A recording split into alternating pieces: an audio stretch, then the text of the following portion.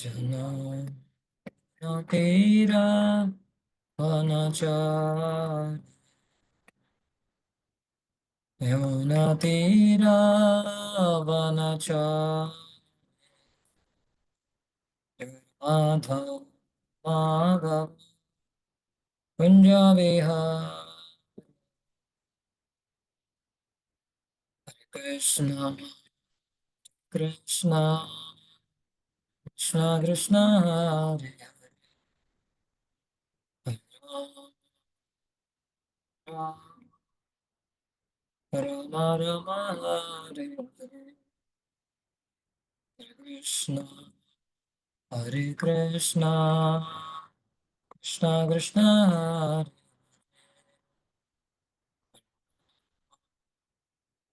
राम राम राम हरे हरे कृष्ण कृष्ण कृष्ण कृष्ण हरे हरे राम हरे राम हरे हरे राधा वृंदावन चंद्र राधा चंद्र श्री राम जय राधा गदा देव जय सुदर्शन जय गौर निताय गौर निताय श्री श्री गौर जय प्रभुपाद प्रभुपाद प्रभुपाद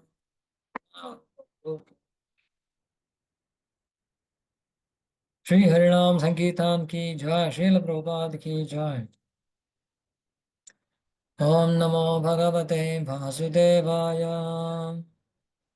ओम नमो भगवते वासुदेवाय ओम नमो भगवते वासुदेवाय नारायणं नमस्कृत्य नरं चैव नरोत्तमं देवीं सरस्वतीं व्यासं ततो जयमुदीरयेत् नष्टप्रायेषु अभद्रेषु नित्यं भागवत सेवया भगवत्युत्तमश्लोके भक्तिर्भवति नैष्ठकी कृष्णाय वासुदेवाय देवकीनन्दनाय च नन्दगोपकुमाराय गोविन्दाय नमो नमः।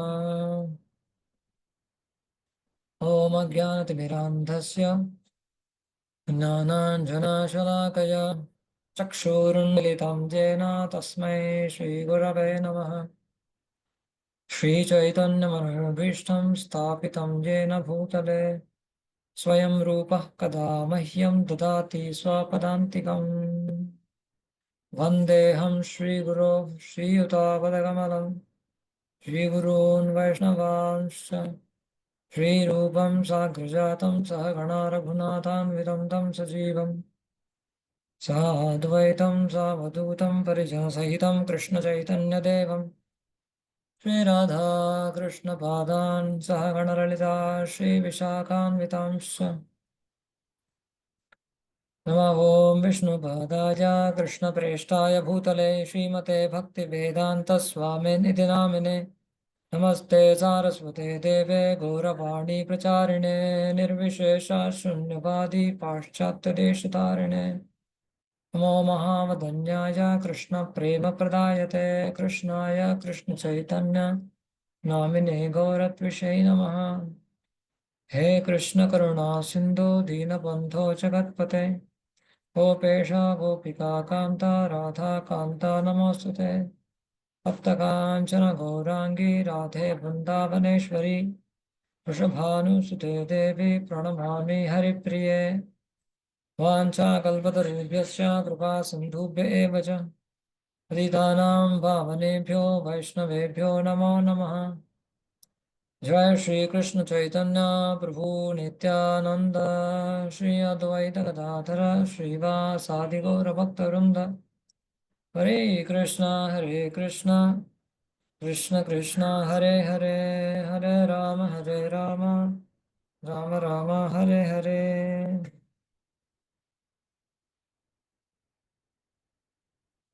Hare Krishna. Welcome to all for our Bhakti Vaibhava study on teachings of Kapil Dev. We are in chapter 33. We need to start with. We completed chapter 32 yesterday. It was very power packed chapter 31st, 32. Of course, 31st also, 30, 31st, especially 32nd one.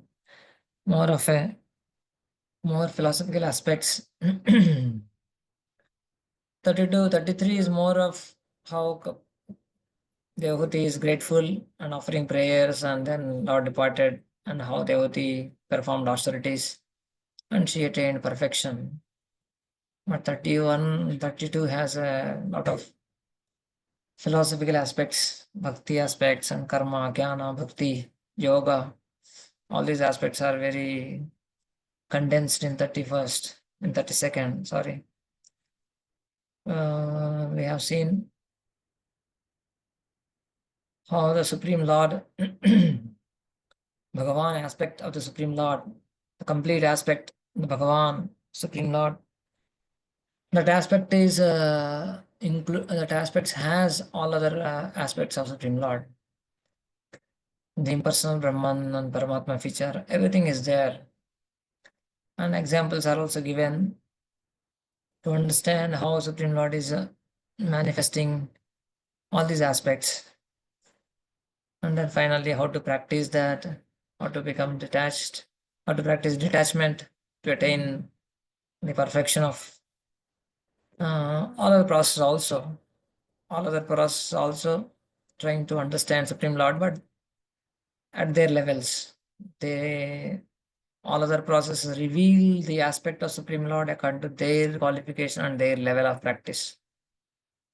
Many aspects are mentioned, but everyone has to come to the Supreme Lord, absolute truth. Prabhupada beautifully summarized within a short line that so devotional service is like a main river that is flowing towards the sea of the absolute truth, and all the attributes has to come towards that river, has to come in touch with the river.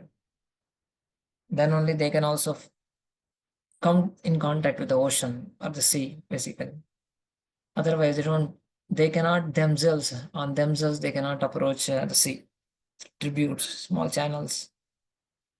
So that was a beautiful summary of Prabhupada's one statement. So that's the glorifying bhakti process, bhakti yoga, emphasizing on bhakti yoga. And after that, establishing bhakti as the supreme. And whom should be given, whom should not be given this knowledge. Kaplimani gave qualifications of these aspects 39, 40, 41, 42. And then Falashruti was spoken. So out of that, we have seen how the qualities. Maybe I'll just show 2, 3 qualities. Yesterday we discussed a bit, but because these are main qualities, I just want to mention once again. So the qualities that we need to have in order to understand Krishna consciousness process also. So the verses are spoken in such that the verses are spoken, the qualities are spoken in these verses that for these people, these are not qualified to be given these teachings. That's how 39 and 40th mentions. Kalaya naitat kalayopadeshen na vinitaya karhishit na stabdaya na भिन्नाय न एव धर्मध्वजाय च न लोलुपाय उपदिशेन न grahadiruda chetase. So all these people whose consciousness is stuck at different levels, the body level, material level, so they should not be given these teachings. And Prabhupada's purport reflects aspect of he writes the purport in the sense that we cannot understand Krishna consciousness. So that's a very subtle point, that though we are practicing, but we cannot realize Krishna consciousness if we have these kind of tinges of these qualities. So that is one of main personal application point of view. These are all also very profound. In that way, Prabhupada translates and gives purport in a personal application point of view. Though the verse is speaking that this teaching should not be given as a preaching application, should not be given to others who has its qualities.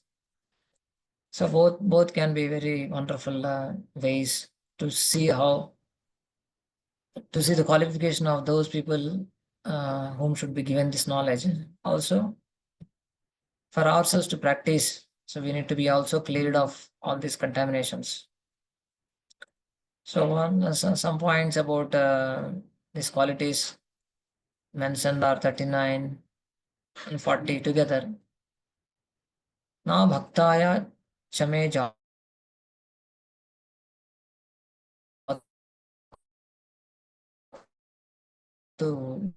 na mad bhakta dvisham. So beautiful comment. Yesterday we discussed na bhaktaya, na abhaktaya chame jatu na mad bhakta vidvisham api should not be given. And when we are like this, having this quality of abhakta and bhakta dvisha, then we also cannot realize the Krishna consciousness. That's what proper translates. So here is a beautiful comment by Jiva Goswami. That he says that abhakta may have abhaktas tad viparita guna yuktopi madbhakti virodhi samskara. So who is abhakta? He defines all the personalities. Who is Kala? Who is Avinita? Who is Tabda? Who is Dharmadvaja? All these terms are defined by Jiva Goswami, and generally qualities are defined to understand at our level. Lolupaha, who are greedy. So in regarding defining a bhakta, what he says, a bhakta, who is a bhakta, who is non-devotee? Tad viparita guna yuktopi. Tad viparita guna means all these bad qualities are not there. All the above mentioned bad qualities, stabda, all this. Though he is having good qualities basically. Tad viparita guna means all the above bad qualities are not there. Tad viparita guna yuktopi. So viparita guna means the opposite qualities, even though one has, means good qualities. Even though one may have good qualities, but madbhakti virodhi samskara. But one, if one has the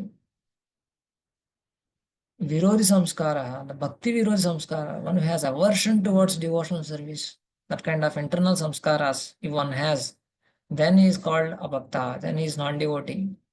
So that means one may be religious, one may be pious, externally having very good qualities, showing that he is a very religious man and a very great social reformer, etc. But if he has mad bhakti virodhi samskara, if he has internal these samskaras which are against to bhakti virodha, then he is called a bhakta. So just like a one of the great politician may be known for his peace. His statues are shown that he is liberating the pigeons. So he is known for his peace leader. But unfortunately, he doesn't have any samskara of bhakti. In fact, he had bhakti virud samskaras, though he was a great prime minister. But he mentioned to one of the temples in India, biggest temples, oldest temples in India, he said, instead of having this temple here, if we might have had a factory, then we might have progressed so much in terms of economy. So these fellows don't have any understanding of what is bhakti, what is spiritual life at all. Though they may have external apparent some qualities, some pious qualities externally. So they are called bhaktas. So they are non-devotees. So they also can't understand Krishna consciousness. they also should not be given Krishna consciousness. Should not be given means yes, we should be little careful in giving. That's the main point. So then Bhaktadvishaha. Who is Bhaktadvisham? That Bhaktadvisham is spoken here. It should not be given. Mad Bhaktadvisham should not be given these teachings. Who are Bhaktadvisham? So what are his qualities, or how we define Bhaktadvisham? So he says that Bhaktadvishaha. Who is Bhaktadvisha? Bhakti samskara abhasa sadbhavepi. Hmm. He has bhakti samskaras, but abhasa, little bit bhakti samskaras are there in abhas. Abhas means semblance. There is a semblance of devotion in him. He may be externally wearing bead bag, kantimala, tilak, etc. So bhakti samskara abhasa sadbhavepi. Though he may has a semblance of a devotee, semblance of devotion, but bhakta virodha rupa mahadoshavantaha. But unfortunately, Bhakta Virodha Rupa Mahadoshavanta. He is a personified Rupa, Bhakta Virodha Rupa. He is personified to Bhakta Virodha. He is Dveshi. He has a hate towards devotees.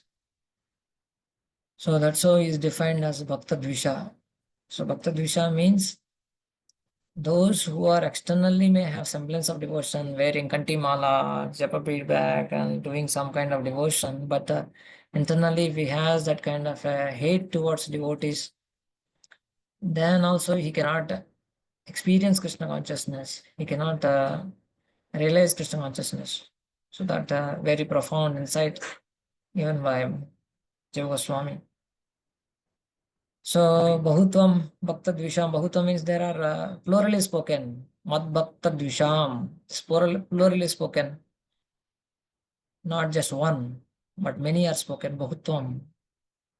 Then what is the meaning? Tad Vedeshu Ekopi Nagrahya iti bhava. So though there are many of these kinds of varieties of people, varieties of devotees, external devotees, but who are hating devotees only. Those who are having a hatred, internal hatred towards devotees. Though there are many varieties, tad vedeshu ekopi nagrahya, even one should not be accepted. One should not be given this knowledge, or even one will not realize this knowledge. So that's one of subtle points that the Goswami gives. Mm.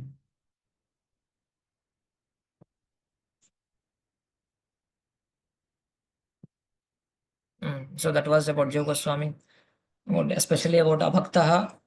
Abhakta means though he is religious externally, but he is not at all having a inclination towards bhakti. Rather, he has a opposite tendency, bhakti virodha samskara. Means he has a karmi, he has a jnani, or he has a yogi tendencies. Samskaras are very deep rooted, and he's very attached to them, and he's very averse to bhakti principles. That kind of a personalities. So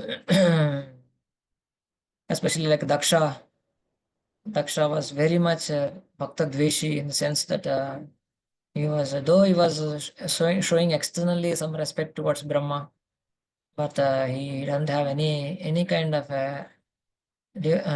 kind of respect or devotion towards Shiva, who is a Parama Bhakta. So that kind of personalities, like Daksha and Mayavadis especially, though they may have some kind of, though they may practice also chanting Hare Krishna sometimes, we may see some Mayavadis, but they are very averse towards devotional practices, averse to devotees are the principles in terms of attachment to their impersonal Brahman by having that kind of things. So we also need to be but careful how bhakta virodha rupa mahadoshavantaha. We should never what to say, cultivate or harness that kind of envy or dvesha, hatred, unlikingness towards devotees. So that kind of feelings are extremely destructive to spiritual life. So that's a very subtle point. So Vishwanath also mentions about abhakta and bhakta dvisham difference in how they should be differentiated in terms of whom should not be given at all. Abhakta uktanukta sarvadosha rahitopi. So abhakta, who is abhakta? Abhakta means uktanukta, though whatever is said or not said, sarvadosha rahitopi, even though whatever all the faults mentioned here or which are not mentioned here, sarvadosha rahitopi, even though one may not have all these bad qualities which are mentioned or not mentioned here, uktanukta sarvadosha rahitopi, madbhakti hinaha, he doesn't have bhakti only. Same point, but in different terms. Same point of Jiva Goswami. Mad bhakti hina, mad bhakti samskara vihina or virodha. So same. So though he may have good qualities, but he doesn't have bhakti. Kimcha, moreover, brahma pramadaha, brahma pramadataha kadachid ebhyopi upadishatu nama. So because of brahma pramada, all these mistakes are by mistake, even sometimes if it happens, that one might give this knowledge to these people, abhakta people, okay, no problem, let it be. Upadishatu nama, okay, because of mistake or because of inattention, brahma pramada, kadachit, ebhyopi upadishatu nama, oh, let it be. Even by mistake or inattention, you might have given these teachings to someone who has apparently good qualities, but bhakti hina is not having bhakti, you might have given, no problem, don't worry. Jatu kadachit, upadishatu nama, let it be. But जातु कदाचिदपि मद्भक्तदिशाम् इति षष्टि अन्तर्निर्देशेन तत् सम्बन्धिनोऽपि न उपदेशेत् किमुत तत्तेभ्यः इति is saying that so let it be. If you might have given, don't worry, but never jatu kadachit, never should be given to madbhakta dvisham, those who are averse to devotees. Bhakta Dvisham. Here, more subtle point is saying that by using Shashti Bhakti, Mad Bhakta Dvisham, so he's saying Tat Sambandhinopi, even to those people who are Bhakta Dvishis, to the relatives, Sambandhinopi, who are connected to the Dveshis of Bhaktas, to them also should not be given. And what to speak of Bhakta Dvisham, what to speak of Bhakta Dveshis. Even to those relatives of Bhakta Dveshis should not be given. And what to speak of Bhakta Dveshis directly. So they never should be given to these people. Should not be spoken these teachings to these people because they cannot understand, rather. They will unnecessarily spoil more and more. So that's a subtle points. Abhakta and Bhakta Dveshi house. It's a very subtle aspects. We need to also, because I just mentioned, because Bhakta Dveshi having a unlike towards other devotees or having a little hatefulness towards devotees, some aspects of a devotee, oh how he eats, oh how he dresses, oh how he speaks, see what he does, how he does his service, is there any, so these kind of initial feelings will gradually, if at all, if you are with him or with the devotees together for a long time, then they may turn towards kind of this dvesha towards the devotees later on as it grows. So one should be little cautious and careful about this developing these hateful attitudes. So I thought of just sharing that aspect from the Jiva Goswami and the and Vishnu Chakatavar. So that was the last section. So how this teaching should not be given to those people and should be given to those people who have opposite qualities, many qualities we discussed. And finally, Falashruti, if one practices, what to speak of practicing, if one hears and chants these teachings, and will surely attain the perfection. So that was the benediction. Okay, now chapter 33. Now all the three chapters are over. Fourth chapter is just activities of Kapila. He gave teachings, and now he's going to depart from the home, and uh, and then Mother Devhuti practices a devotional service at her home only. She doesn't leave to forest. So Prabhupada beautifully brings out many lessons from there. So we'll just see the summary. Activities of Kapila. So once after departing, after giving the teachings, so Devhuti prayers, she offers her gratitude in the form of prayers. She glorifies the Supreme Lord's position as the source of all, as the source of all. At the same time, his Srishti Leela and his Avatara Leela both are spoken. The glorification, the greatness and sweetness, both she remembers once again. The greatness in terms of manifesting creation, maintenance, and destruction. It's the greatness of the Supreme Lord, and the sweetness also in terms of how he reciprocates with his devotees. Patapatra Shai, because her great attachment as a baby, as a son, that's the nature of mothers. Though son may be grown up 40 years, 50 years, but still mother is always, in the mother's eyes, he is always only a baby. Have you eaten lunch prasad? Have you taken proper care of your health? Anytime, though she may be in 60s and 70s, and the son is in 50s also, she is asking how he is able to manage her scheduling himself or taking care of everything. So that's the nature of mother's love.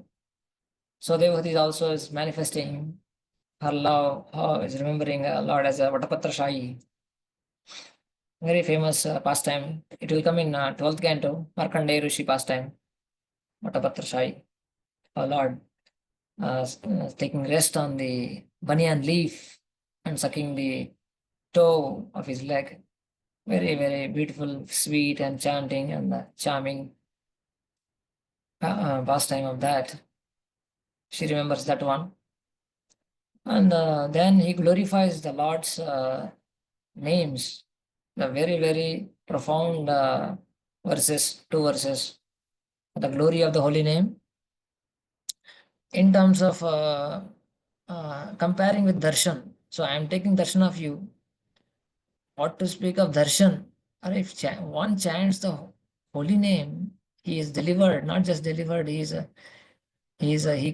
becomes qualified to perform soma sacrifices. All the sacrifices, a brahmana has a qualification. That kind of qualification. Even so, swadopi sadhya savanaya kalpate. Even though one is a dog eater, so that kind of a glory is compared. So the power of the holy name, and the in terms of comparison with what to speak of darshan, sorry, in terms of what to speak of darshan, just by chanting your name, not even continuously, but just once, sakrat, even just not even once also, having it is on tip of the tongue. That's so acharyas glorify the power of the holy name. Having it is just on the tip of the tongue, not even full in the throat, and just by keeping the name on the tongue, it can uh, it can make one qualified. It can uplift one from the lowest stages of so-called stages of social life, from dog eaters to the highest level of brahmana, beyond that brahmana also. So that's how she glorifies the holy name, and and then respects to various forms of the Lord. Then then Kapila Muni leaves, gives final instructions on how she can practice bhakti, and then achieve prema by having faith in his instructions, as many self-realized persons have achieved perfection by following this path. So he emphasizes, please practice bhakti, and then he departs. And Devati practices austerities and penances, austerities, and especially devotional service. Not just austerities, but austerities may appear to be the external forms, but the internal mood is of a devotion. So devotional service only she is practicing. but externally it is manifested. The devotion is manifested externally as detachment from all these luxuries and everything that she had given by her great husband, Kadamani, the palaces, the luxuries, all those things which she had, but she was not at all attached to all these things, but she was just focused on her practices, her remembrance, her meditation, etc. And then it is spoken that how her achievement bliss due to destruction of Sampara, Samadhi, Lord at Siddhapada, her purified body became sacred river. So there at that particular place, she achieves perfection. So then it's spoken of Kapila, activities of Kapila. Then he went towards Ganga Sagar, northeast. It is mentioned that now also he is staying practicing Kapilashram, Ganga Sagar near Calcutta. Near Calcutta means, I mean, from the in the ocean, I think maybe you have to travel around 2 hours in the Ganges, where Ganga and the ocean meets. That place is called Kapilashram. So that's how it's mentioned that Kapila stays there. And then Falashruti, one who hears or teaches this knowledge attains Lord's lotus feet and above. The glory of the whole section is mentioned. Okay, we'll start with just a summary, we'll just see. After hearing the teachings of Kapila, Devahuti offers her prayers.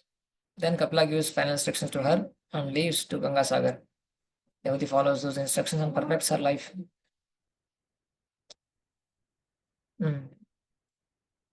Okay, we'll just directly go to the section itself. Same introduction. Text 1. Maitreya Uvacha एवं निशम्य कपिलस्य वचो जनित्री साकर्दमस्य दयिता किल देवहूतिः विस्रस् विस्रस्तमोहपटला तमविप्रणम्य तुष्टावतत्त्वविशाङ्कितसिद्धिभूमिम्. Yeah, please read.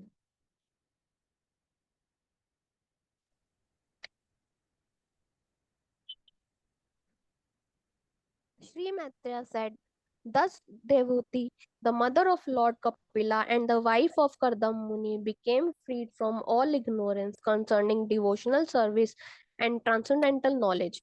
She offered her obeisances unto the Lord, the author of the basic principles of the Sankhya system philosophy, which is the background of liberation, and she satisfied him with the following verses of prayer. Sure, she became freed from all ignorance concerning devotional service and transcendental knowledge, both everything. Patala, Moha Patala, Visrasta Moha Patala. She became destroyed. She destroyed everything, the ignorance. Moha Patala, covering of illusion. So she is freed from Visrasta, freed from all this ignorance. Of course, she is an Nityasiddha, but just to teach us how one should take instructions from a spiritual master, she is mentioned. How she became free, how one becomes free by taking instructions. Om Ajnanatimirandhasya Gnananjana Shalakaya Chakshurunmilitam Yena Tasmai Shri Gurave Namah. One will become free from ignorance, the darkness of ignorance, by the light of transcendental knowledge. So that should be the result. Please read.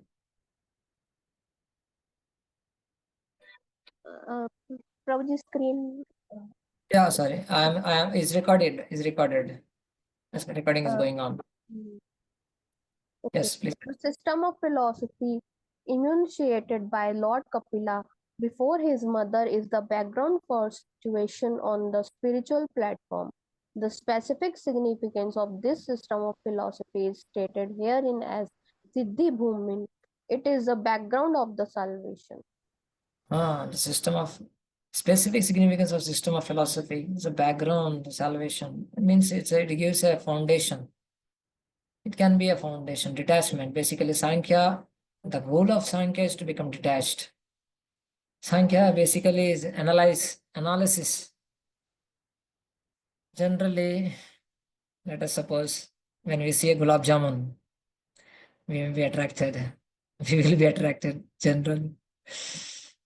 So, but if you take the ingredients and keep the ingredients in front of us, atta and the kava or mava, sugar, and then ghee, and then whatever ingredients to fry, etc. All these things we keep in front of us. I hardly imagine that we can be attracted to those things. I mean, the feelings will not even arouse in us. I mean, towards that kind of ingredients. But when it is mixed, well mixed, and with proper proportion, and then fried in very fragrant and A2 cow ghee, and then you put into sugar syrup with gulab gel, and in between also you keep some cherry or whatever. And then when you were shining, it's blackish and shining with the. So if you keep that in front, then everything will be manifesting in our hearts and tongues. So, but the same thing, which is ingredients, when we analyze and keep it separate, it's hardly have any attraction towards them. So that kind of detachment is practiced through analysis in Sankhya Yoga. The whole Sankhya Yoga is meant for that purpose, detached from matter. So everything is in modes, just like colors are given example. Three colors, Vibgr, the whole thing is manifested from red, yellow, blue. So all the everything is manifested from three colors. Painting also, when we see a painting, beautiful painting, we are attracted. We are different emotions are aroused in our hearts. But if you see only pixels, if we go to very, very resolution, higher resolutions, you see the pixels, then we are not attracted at all. Or even we separate the colors. So then three colors, basically, if you see the paintings, it may be having some emotions, but if it analyzed and if it is disintegrated into colors, only finally three colors, no attraction at all. So that is the background of salvation, the detachment. That is the one of the main aspects of Sankhya Yoga. And whole aspect of Sankhya from 31st to 32nd, 30th, 30th, 31st, and 32nd also was in that light only, become detached by analyzing more and more the material world. So we need to become detached. There is a background only. It's only a foundation for a spiritual, colorful life. There is a beautiful, colorful life in spiritual world. So there is only background. Yes. Please read. People who are. People who are suffering in this material world because they are conditioned by the material energy can easily get freedom from the clutches of matter by understanding the Sankhya philosophy enunciated by Lord Kapila. By this system of philosophy, one can immediately become free even though one is situated in this material world. That stage is called Jivan Mukhi. This means that one is liberated even though one stays with this material body. That happened for Devhuti, the mother of Lord Kapila, and she therefore satisfied the Lord by offering her prayers. Anyone who understands the basic principle of Sankhya philosophy is elevated in devotional service and becomes fully Krishna conscious or liberated even within this material world. So one understands and practices. Even one can become Jivan Mukta. So that was the background of these chapters. Background in the sense that how it introduces the chapter. So she understood, she became free from all these aspects of illusion, and then she's offering prayers now, 2 to 8 hours prayers. So the connection, Prabhupada also speaks in his purport. Let us see. It is not astonishing that you teach me and deliver me from samsara. Well, Devhuti is saying, it's not at all astonishing that you taught me and I am delivered from the samsara. However, what is astonishing is that you, the Supreme Lord of all, of unlimited universes, took birth from me, a low human being. She begins to speak, introducing the subject. What atha means that is the connection is given. Dehotiruvacha अथाप्यजो अन्तः सलिलेशयानं भूतेन्द्रियार्थात्ममयं वपुस्ते गुणप्रवाहं सदशेषबीजं तद्यो स्वयं जज्जठराब्जजातः. Translation. Devoti said, Brahma is said to be unborn because he takes birth from the lotus flower which grows from your abdomen. While you lie in the ocean at the bottom of the universe. But even Brahma simply meditated upon you, whose body is the source of unlimited universe. So she is remembering the Garbhoda Sai Vishnu and Brahmaji relation for various reasons, because though Brahmaji is called Aja, unborn, but he took birth from the Supreme Lord, who is lying on the water, the Garbhodaka ocean. So even Brahma simply meditated upon you, whose body source of unlimited universes. So that Lord who gave birth to Brahma took birth from me. So that was a connection. Who gave birth to Brahmaji, that Supreme Lord, and in terms of Brahma, that Supreme Lord, who is the source of Brahmaji also, who is called Aja in general, but that Brahma also was taken birth from your lotus navel. So that Brahma even simply meditates on you. So, but that great personality, who is the source of Brahma, that personality uh, you have taken birth from me, though I am a very low human being. That's what she is humbling herself by expressing it on Prabhupada explaining about Brahmaji. Please read this one.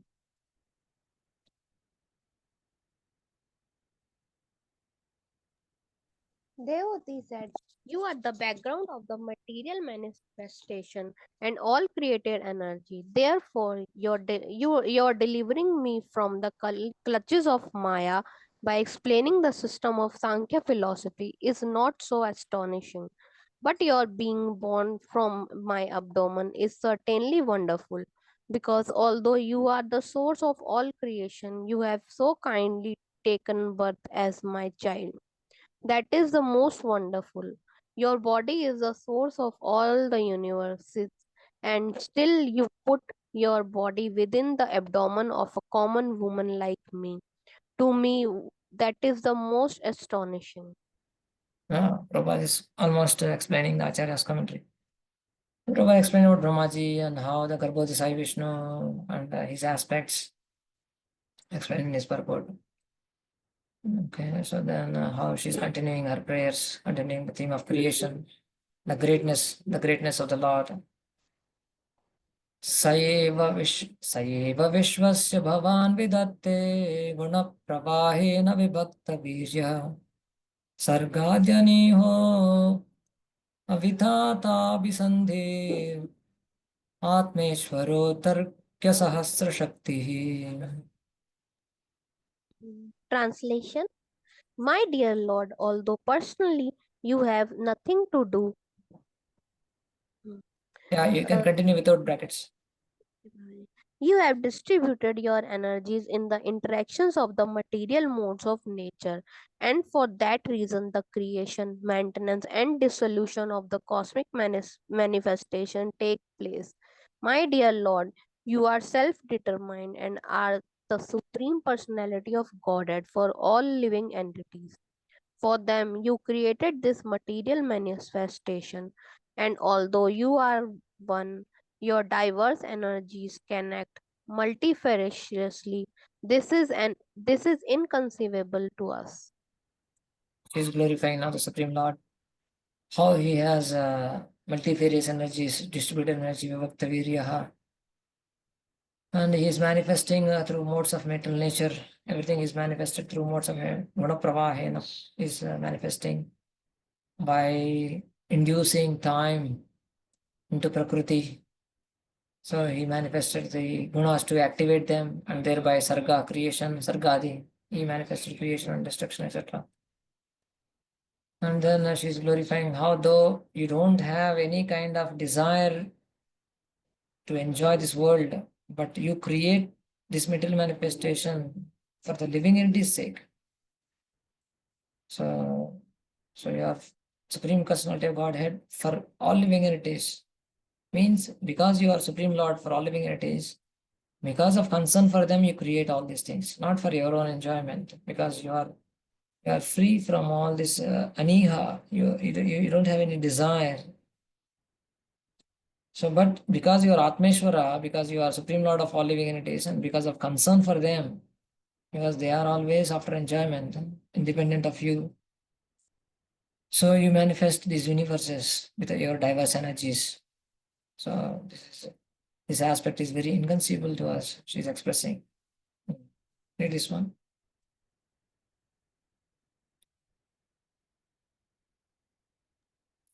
The statement made in this verse by Devotee that the absolute truth has many diverse energies, although he personally has nothing to do, is confirmed in the Upanishads.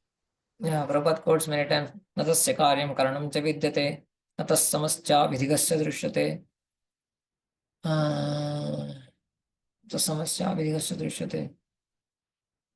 Third line something was there, I don't remember now. Swabhaviki gnana bala kriya cha. Prabhupada quotes often this verse.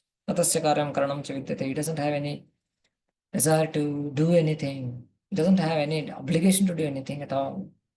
Natas samasya vidhigasya drishyate. There is no one equal or greater than him.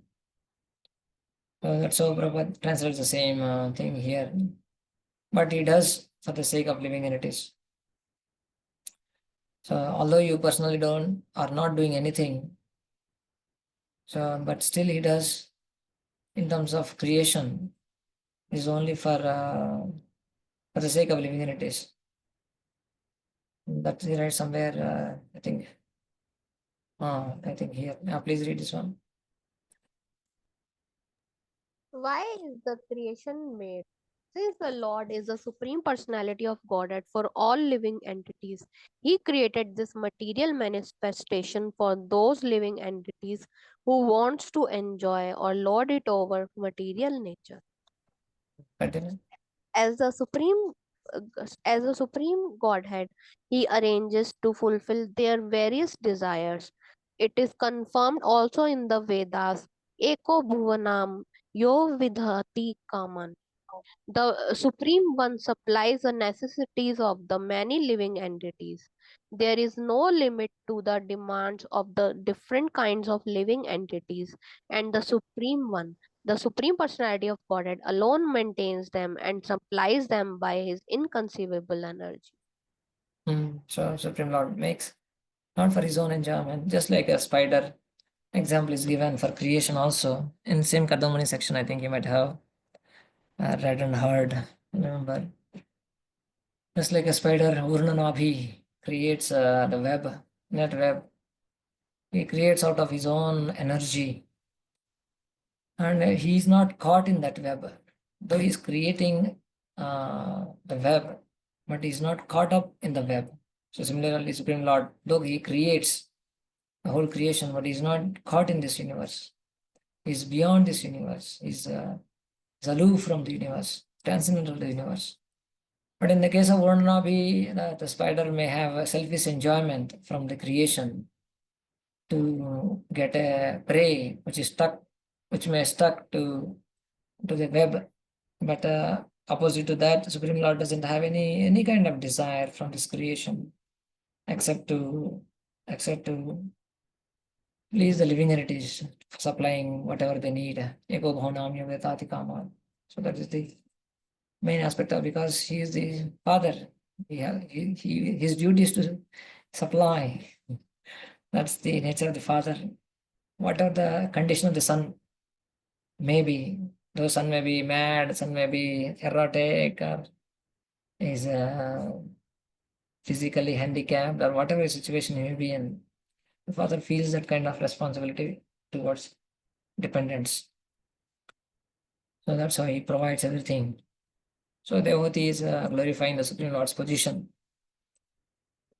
She continues, Sattvam Bruto me Jatarena Natha Katam nu yasyo Darayedade Edadasit Vishwam Yugante Vatapatra Eka Shete Smamaya Shishurangripanaha.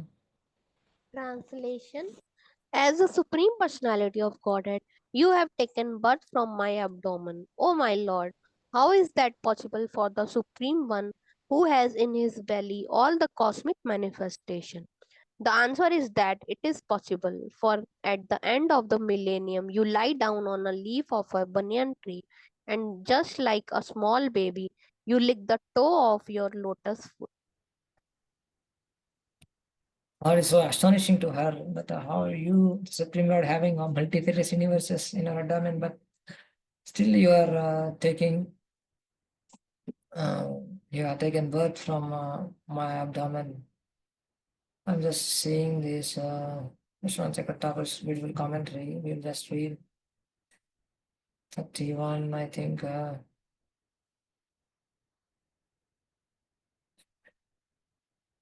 Vatapatrayaka, yeah. So please read this one. How could you be held?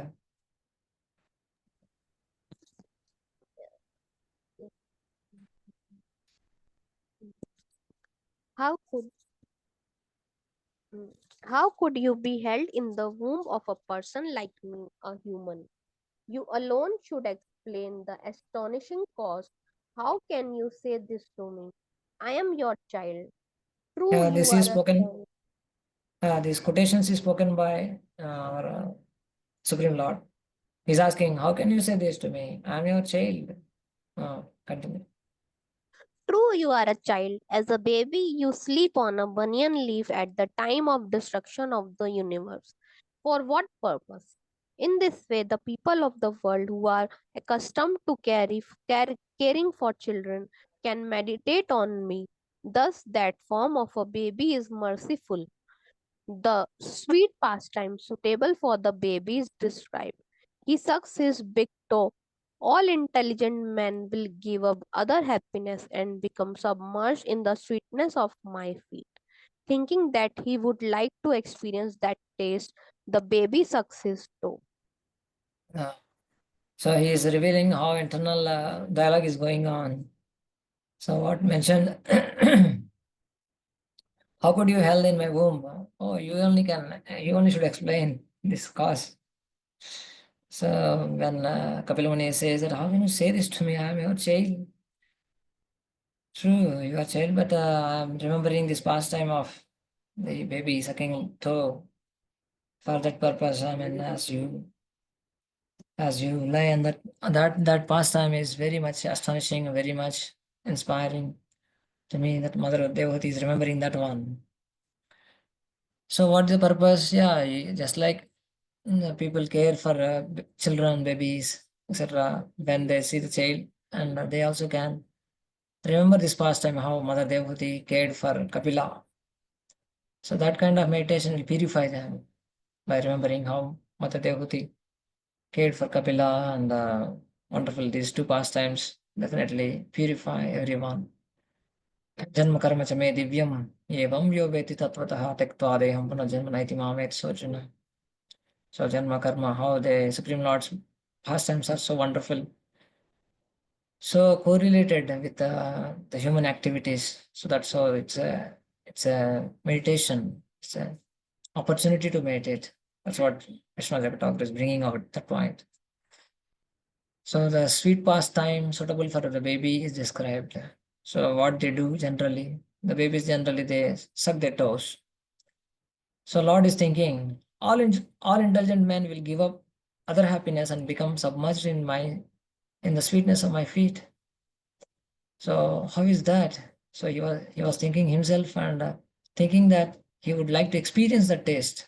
Oh, why everyone is speaking about my lotus sweet, dust of lotus sweet, the sweetness of the lotus sweet, honey of the lotus sweet. What is it in the lotus sweet? Let me see.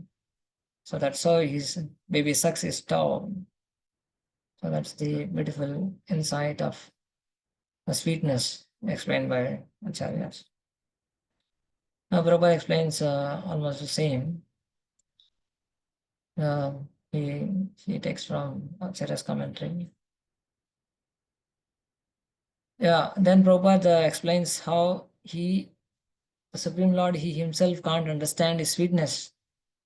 And for that purpose, he comes as Lord Chaitanya to understand the transcendental qualities in himself and in the love of his great devotees like Radharani, Mother Radharani. So for that purpose, he appears as a devotee to taste the sweetness of the transcendental mellow in himself. So that is the nature of the Lord. He comes. So Prabhupada is bringing from the here point of view, from this point of view, that Lord wants to taste what that sweetness is there within him. So for that he explains a little bit about Chaitanya Mahaprabhu also.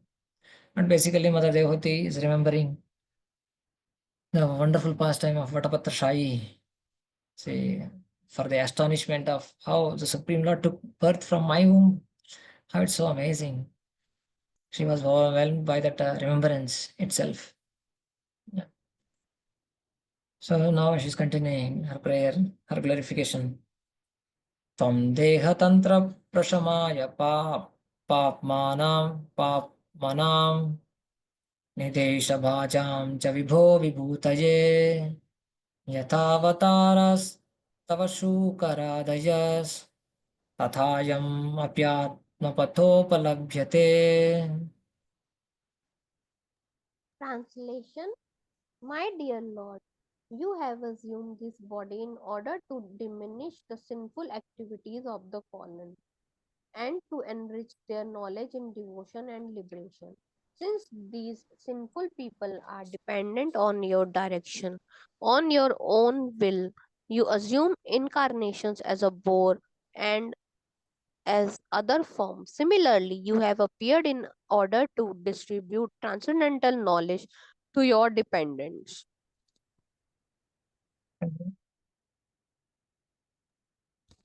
In the previous verses, the general transcendental qualifications of the Supreme Personality of Godhead were described.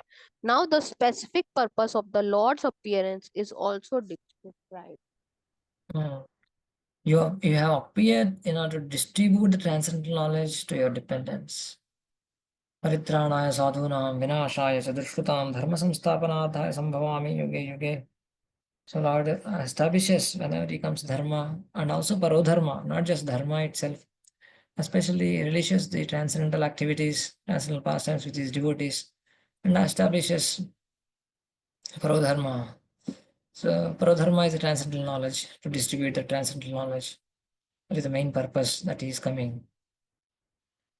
So it is stated in Bhagavad Gita that whenever there are discrepancies, yeah, that whatever we quoted that verse as incarnation, the Lord's form as Kapila directs the fallen souls and enriches them with knowledge and devotion so that they may go back to Godhead. So in the form of Kapila also, he gave teachings. So many incarnations he keep on coming and trying to attract all the living entities for all of us, to attract all of us to his supreme abode, to give us a little bit taste, param društva nivartate, to give a little taste to all these living entities. He mercifully incarnates. भृत्यानुकम्पितदियेह गृहीतमूर्ते साञ्चिन्त्य चेद्भगवतो वदनारविन्दम् यद्विस्फुरन्मकरकुण्डलवल्गितेन विद्योदितामलकपोलमुदारनासम् भृत्यानुकम्पितदियेह गृहीतमूर्ते. He is accepting Bhritya for the sake of all the devotees, Bhrityas, the servants, Anukampita, out of great compassion. Diye Grihita Murte, he accepts many forms, many avatars. So let us all meditate on that supreme transcendental forms. This verse comes in second canto, where that famous section of how one should meditate on the Lord's form, starting from lotus feet. So there the verse comes.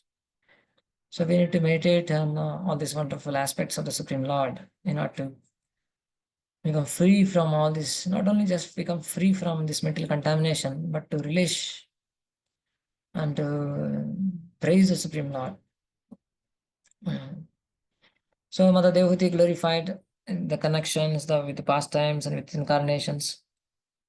And now she's speaking of the glory of the holy name, Nama Rupa Guna Lila. So after the four, we can, whenever we go to the deity, not go to the deity, but when we are when we are trying to approach the Supreme Lord in the form of the deity, we can glorify either Nama, glorify either Rupa, or Guna, Lila. Out of the four, we can glorify anything. So till now, she remembered many, many pastimes, Lila Avtaras, the Vatapatra Shai, Srishti Leelas, or that kind of Leelas, as a Brahmaji, taking birth from his lotus navel as a Purusha Avtaras. She remembered different Leela Avtaras, Shukaradi. She also remembered that one. Now she is glorifying the holy name. How the powerful the holy name in these two verses. Very wonderful, famous verses. Prabhupada also wrote very beautifully purported, very Siddhantic also, in terms of Acharyas comment a lot on these two verses. On Siddhantic way also. Yannamadheya Shravananukeetanad Yat Yasmaranadapi Kvachit Swadopi Sadya Savanaya Kalpate Kutah Panaste Bhagavan Darshanat. Translation: to say nothing of the spiritual advancement of persons who see the Supreme Persons to face, even a person born in a family of dog eaters immediately become eligible to perform Vedic sacrifices if he once utters the holy name of the Supreme Personality of Godhead, or chants about him, hears about his pastimes, offers him obeisances, or even remembers him. Yeah. To say nothing of spiritual advancement of a person who sees the Supreme Person face to face, darshan. So she is taking darshan right directly in front of her. So Kapila was sitting and she is hearing and she's relishing his beauty, his transcendental beauty also, the beauty of knowledge also, both. So what to speak of, to say nothing of spiritual advancement, who see face to face, even a person born in a dog eater family, they also can be elevated to highest positions, perform very sacrifices, just by chant about him, hear about him, pastime, offer obeisances, or even remembers him. Just even by remembering. Smaranad, yes, smaranad api kvachit. Kvachit means not continuous remembrance. At some time, that's very small, very fraction of time. At any time, one remembers kvachit. Kvachit means any time. Kvachit also means very small amount of time. One remembers. Brahmanad is offering obeisances. Shavanad, Anukirtanad, and Namadheya, all this, the holy names of the Lord, one does. Swadopi Satya Savanaya Kalpate, even one Swada means who is a dog eater. Sadhya immediately becomes Savanaya Kalpate, he can perform Vedic sacrifices. Then Kutah Punaste, what to speak? Kutah Punaste Bhagavan Darshanat, right? What to speak of your darshan? So that's a Kaimutyanaya, to say nothing. So Tvad Lokah Kritarthi Bhavati Iti Kaimutyanayena Aha. Kaimutyanaya means to compare, to say nothing of, as Prabhupada starts with, to say nothing of comparison of spiritual advancement. So tvadarshana kritardhi bhavati. Just by taking darshan of you, everyone becomes auspicious. Everyone becomes spiritually advanced by taking darshan of you. Uh, and uh, and what to speak of? I mean, what to speak of your taking darshan, even chanting no names remembers you. What is even no need to chant? Even remembers also one, he can get great benefits. Even for that matter, he can elevate it to the position of a Brahmana who is qualified to perform sacrifices. Prabhupada explains on these points. Hearing the spiritual potency of chanting, hearing or remembering the holy name, a supreme Lord is greatly stressed, emphasizes the holy name. So, Paratah Punaste Bhagavan Darshanat. So, how if one is sinful, then how one gets the different bodily reactions, sinful reactions, because of which he is taking birth in low families. is mentioned here. That first point he mentions. But if at all, if one may have this kind of sinful reactions, but if one takes shelter of the Lord by these activities, bhakti activities,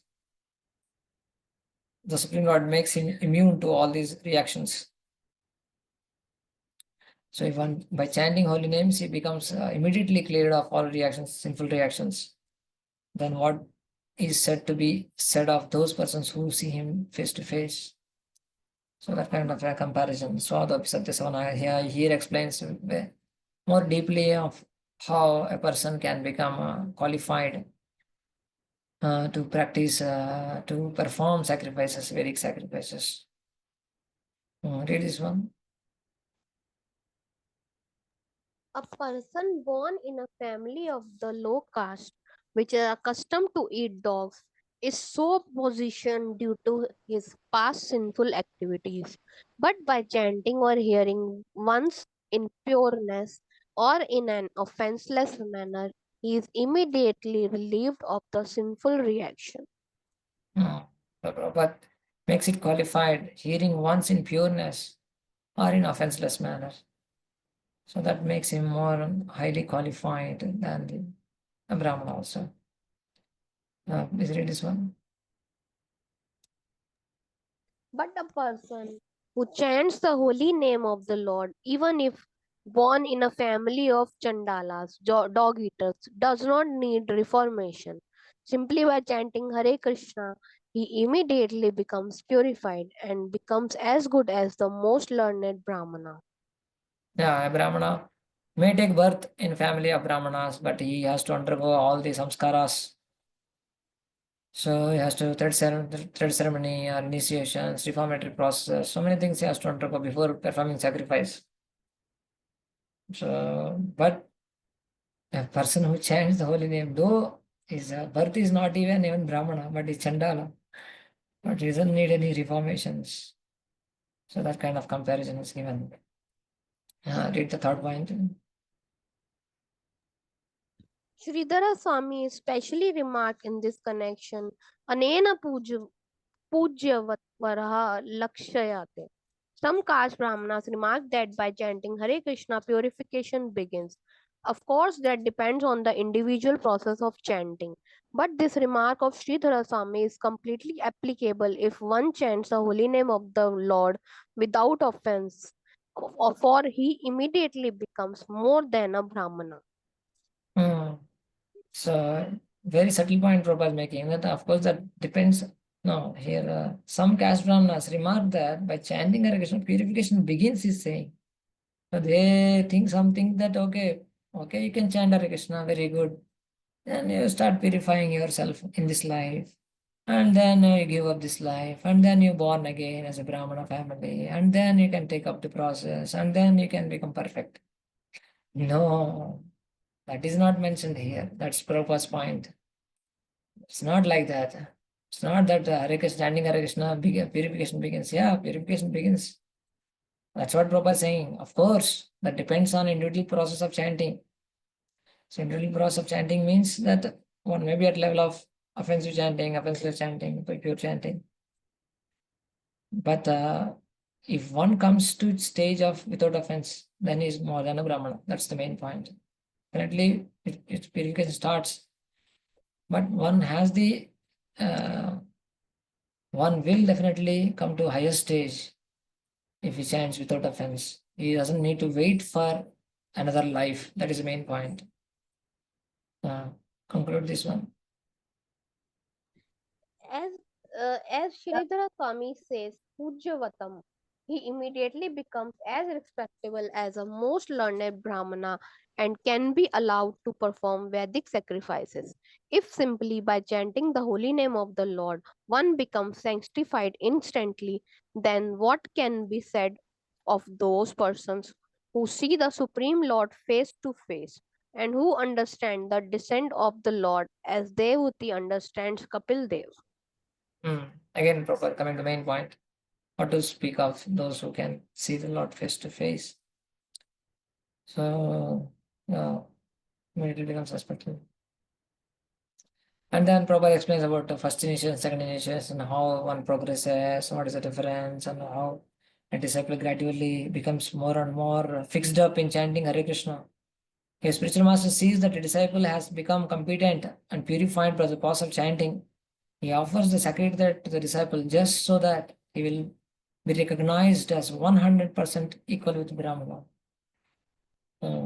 He quotes Sanatana Goswami, Dikshatam Nranam Jayate. Some then Prabhupada raises one more argument about this Diksha and this purification, etc. They sometimes remark that by chanting process, one begins to purify himself and take birth in his next life in a Brahmana family and then reform and then be reformed. Yeah, same point, little more extended. Prabhupada. He said initially one begins to purify himself. Now we added other things also. Take birth in next family, next life, Brahmana, and then be reformed. No, Prabhupada says it's not possible at all. He builds very beautiful arguments against Brahmanas. Even they are also not Brahmanas. They are, though they are born in Brahman family, they don't have qualities only as a Brahmana. So what to speak of they becoming qualified as a Brahmana. So whether one has acquired the qualification of Brahmana, whether one has acquired the qualification of Brahmana, and depends on the judgment of a bona fide spiritual master. Yeah, it's not about family tradition, but judgment of a bona fide spiritual master. So by the process of initiation with spiritual master, a person is accepted as a Brahmana in his purified state of chanting the holy name of the Lord. He then makes further progress to become a qualified Vaishnava, which means that the Brahminical qualification is already acquired. So when one attains the purified state of chanting the holy name, then the initiation is offered, ideally, generally. But yeah, of course, the process in ISKCON and the different sampradayas are different, but Brahman initiation. But the main point is that how one should be. The power of the holy name is glorified here. One becomes more than a Brahmana who is initiated, second initiated, by chanting the holy names of the Lord. So the chanting holy names in the purified stage, in the perfect stage, the Shuddhanam. So then chanting the holy names is glorified, and it is glorified to the utmost extent in this verse. अहो बत स्वपचतो गरीयान् यज्जिह्वाग्रे वर्तते नाम तुभ्यं ते पुस्तपस्तेजुः स्वश्नुरार्य ब्रह्माणुचूर्णाम गृह्णन्ति ये ते. Oh, how glorious are they whose tongues are chanting your holy name. Even if born in the families of dog eaters, such persons are worshipable. Persons who chant the holy name of your lordship must have executed all kinds of austerities and fire sacrifices and achieved all the good manners of the Aryans. To be chanting the holy name of your lordship, they must have bathed at holy places of pilgrimage, studied the Vedas, and fulfilled everything required. Hmm. Is that they started chanting means that they have completed all other processes. They have accomplished all kinds of austerities and sacrifices and good manners and everything. Everything is done. That's how they came to the final chanting of the holy name. Of course, definitely we need to also consider when in the practical platform, definitely one will be chanting, as we have seen in the Bhakta Dvisham, the definition of Bhakta Dvisham that we have seen in the starting of the class. Though apparently they may appear to be having Bhakti Abhas, Bhakti Samskara Abhas Sadbhavepi, though they may have all these samskaras, Bhakti Samskaras may be there, and Abhas externally may be there, but one should be very careful in associating, especially those who are Bhakti Dveshis. And here we are seeing the mainly from the point of if a sincere person chanting holy names means that you should not be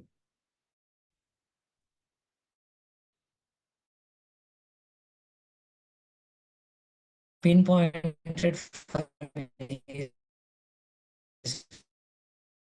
past history, material worshipable, if one is chanting. Okay, so please read. Prabhupada raises a question and any answers. As it is stated in the previous verse, a person who has once offenselessly chanted the holy names of God becomes immediately eligible to perform Vedic sacrifices. One should not be astonished by this statement of Srimad Bhagavatam. One should not disbelieve or think, how by chanting the holy name of Lord can one become a holy man to be compared to the most elevated Brahmana. Continue. To eradicate such doubts in the minds of unbelievers, this verse affirms that the stage of chanting of the holy name of the Lord is not sudden, but that the chanters have already performed all kinds of Vedic rituals and sacrifices. It is not very astounding, for no one in this life can chant the holy name of the Lord unless he has passed all lower stages, such as performing the Vedic ritualistic sacrifices, studying the Vedas, and practicing good behavior like that of the Aryans. All this must have been done. So Prabhupada is concluding with the point that so chanting holy names is came to this point means he has done all these things in previous lives. All kinds of things are done, and then that's only Bahunam Janmanam and Jnanavan Mam Prapatite Vasudeva Sarvamiti Samahatma Sudurlabha. So he came to this point of chanting holy names means that he has done all those things. Just like one is practicing lawyer means he has done all the schooling. That's what Prabhupada gives example. Just as a student in law class is to be understood to have already graduated from general education. Anyone who is engaged in chanting the holy name of the Lord, Hare Krishna, Krishna Krishna, Hare Hare, Hare Ram, Ram Ram, Hare Hare, must have already passed all lower stages. So by this we need to understand the value of devotees, that we need to respect them, we need to honor them, we need to worship them according to different positions. At a nectar of instruction in Bhakti Shastri also we have seen text 5 and 6 are exclusively about association of the devotees, how one should be extremely careful. These two verses are how one should Krishneti yasya giritam manasadriyeta dikshasti chet prantabhisya bhajantamesham.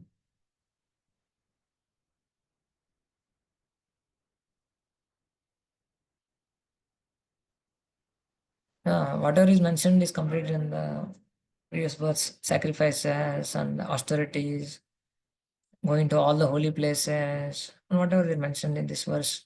You can go to translation. All kinds of austerities, 5 sacrifices, karma, jnana, tapa, yoga, all those things. All those things are completed in previous lives. So then finally he comes to this stage. Yeah, what we are discussing is that when we chanting the holy names should be respected. Krishneti yasya giritam manasadriyeta. So that verse is very profound in the sense that it's saying that one who chants the holy name, Krishneti yasya giritam, should be respected in the mind, manasadriyeta. And it gradually comes into the externals. Dikshasti chet pranatabhischa bhajantamisham. One should offer obeisances to a person who is second initiated or initiated. Generally second initiated. In our sense, in our case, it's initiated definitely. Dikshasti chet. Shushushaya bhajan vignamanandamanya. One should render personal service to the one who is fixed up in what? Nindadi shunyam pratamipsita sangalabhya. Who is fixed up in devotion service without any criticism towards dvisha, dveshis, ninda. The dvesha is internal dvesha only comes out as a ninda. So one who has a divide of all these things, they should be served personally. Shushushaya bhajana vignam annamanya. So that's how one should honor, respect, and the devotees who are chanting Hare Krishna. Internally, one should respect. What to speak of, they should be given internal respect also. So yeah, basically we are talking about how a devotee means who is chanting Hare Krishna should be respected, should be honored properly. And if we practical terms, if we are feeling some disturbance or we are unable to match with the frequency of other devotees, at least we can keep a distance on a practical level. But we should not internally develop any kind of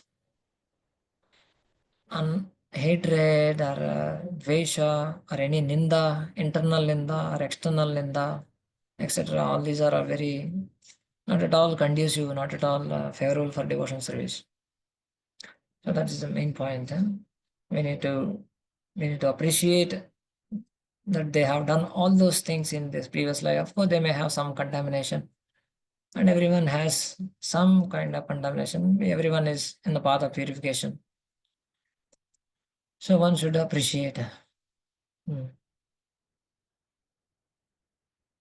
Please read this one also. Yellow version.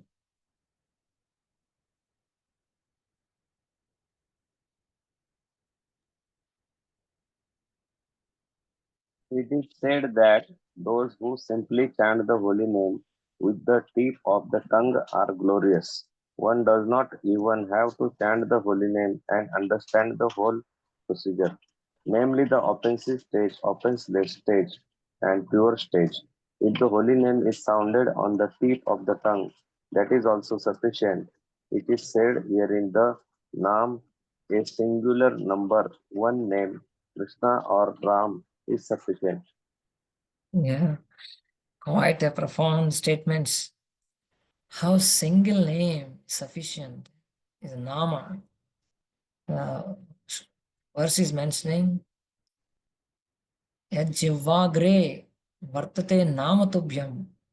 Saying name is singular. It's Namani. It's not Namani. It's only Nama. Only one name. It's not many names. And that too Jivagre. It's not even full throat. Jivagre, the tip of the tongue. Just kept on the tip of the tongue. Not even, as Prabhupada also bringing out the internal meaning of Acharyas, one doesn't even have to chant the holy name and understand the whole procedure. So, holy name with the tip of the tongue are glorious. So that's is a sufficient. Sounded on the tip of the tongue, that is also sufficient. So one doesn't have to be highly advanced to understand all the aspects of the tattva of the holy name and the deeper technicalities of the holy name, etc. So that is itself is sufficient. That's all the power of the holy name. So it is also an offense. We read every day that to consider the glories of the holy name to be an imagination. So when we read these things, we should not have a internal subtle lurkings about how it is that, how it's so powerful. We may be a little quizzical, definitely. We may be a little puzzled by the potency, but we should not consider them imagination, not the stories. That's the offense. It has that potency. That's the Shastrika statements. So, yeah, that is itself is sufficient to bring him to the highest qualification. That's Prabhupada is saying, that's one point. How to chant the holy name? Prabhupada's here, more subtle point he mentions. Read. The holy name has to be chanted to please the Supreme Lord and not for any sense gratification or professional purpose. If this pure mentality is there, then even though a person is born of a low family, such as a dog eater, he is so glorious that not only has been purified himself, but he is quite competent to deliver others. Only he delivers himself, but he competent to deliver us. But how he gains this qualification? How he gains this potency? He has to chant to please the Supreme Lord. That means bhakti. This is bhakti, to please the Supreme Lord. Otherwise, with the motives of jnana, karma, yoga, which are the internal tendencies to enjoy or to become perfect, to become detached. So these are all reflected in sense gratification professional purposes. So to become perfect, to become detached, to show detachment, or to enjoy the results. No, the karma jnana yoga tendency should be anya vilashita shonyam jnana karma dhanavrutam anukulyena krishnanu shilanam bhaktiruttama anukulyena krishnanu shilanam. When we chant the holy name to please the Lord, so that's the main point. So if this pure mentality is there and has to be cultivated as we keep on chanting, every day we struggle to chant 16 rounds. Oh, hardly, I at least hardly may remember that this holy name is not different from Krishna in 16 rounds.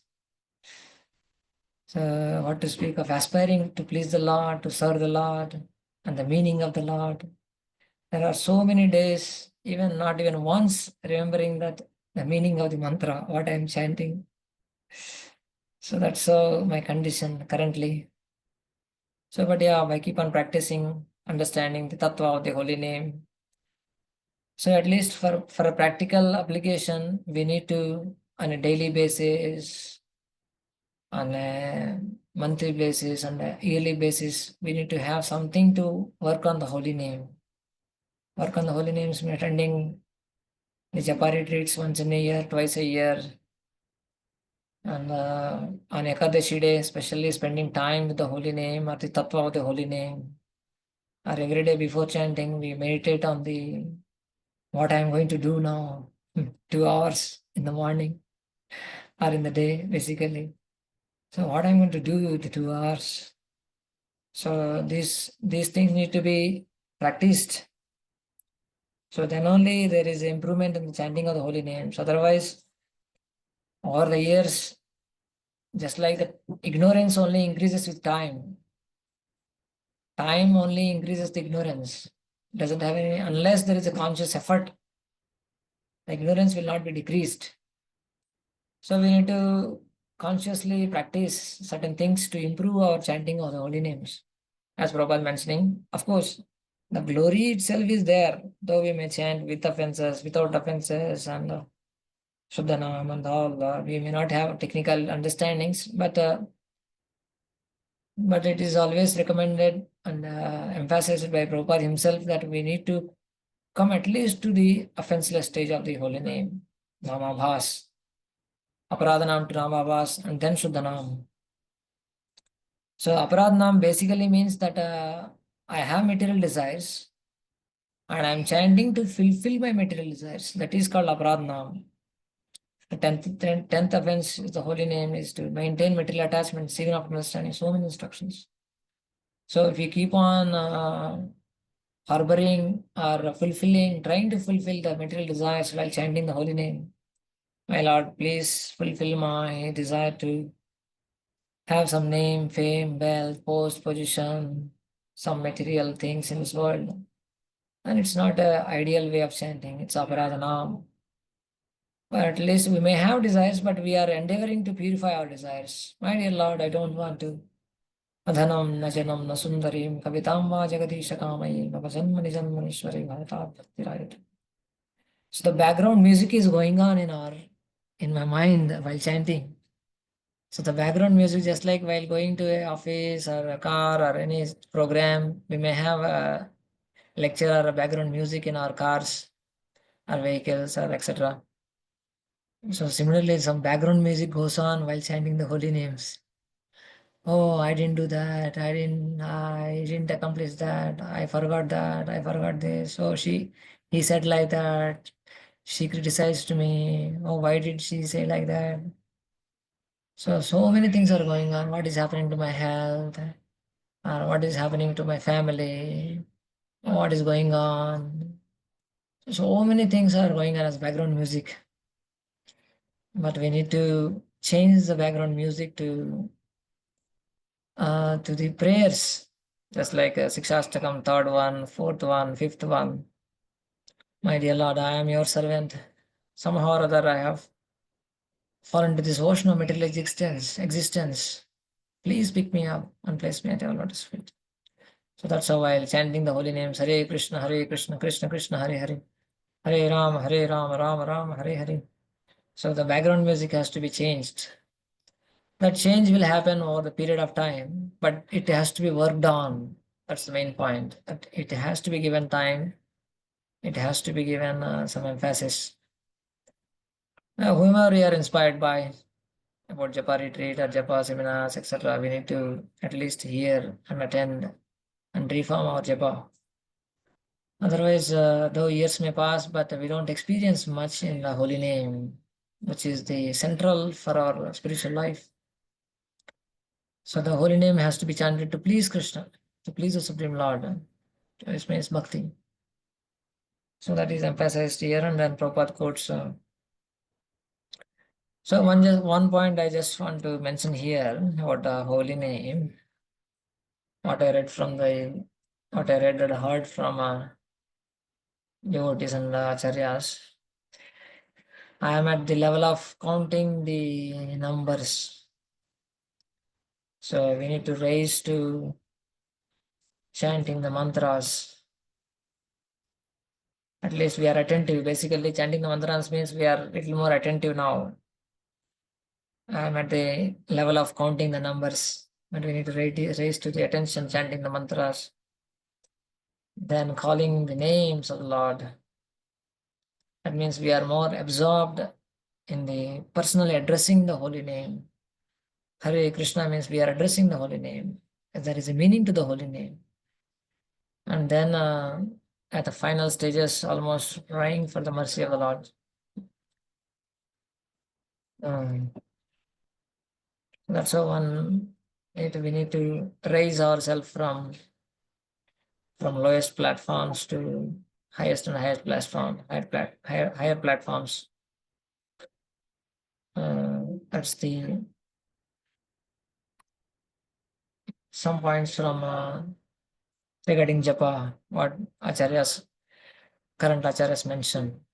Gradually, we need to rise to higher and higher platforms. So Prabhupada mentions about Haridas Thakur, how he is so glorious, though he was born in a family of Mohammedans, a Muslims family.